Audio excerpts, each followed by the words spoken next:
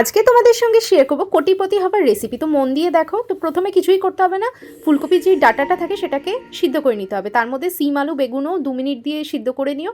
এরপরে এখানে চিংড়ি মাছ তো লাগছে, সেটাকে নুন হলুদ মাখিয়ে নিয়েছি। কড়াইতে সর্ষের তেল গরম করে প্রথমে চিংড়ি মাছটাকে ভেজে নিতে হবে।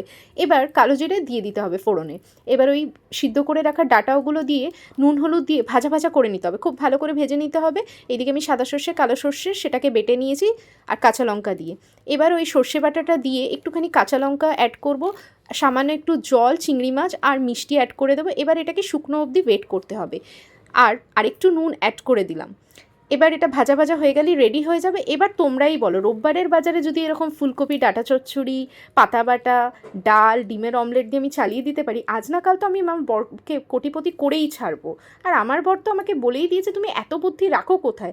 আর বলো না, এই জ্বালায় তো সারা রাত আমার ঘুমই আসে না, তাই তোমাদের সঙ্গে শেয়ার করতে বাধ্য। ভিডিওটা ভালো লাগলে অবশ্যই লাইক শেয়ার সাবস্ক্রাইব করে পাশে থেকো।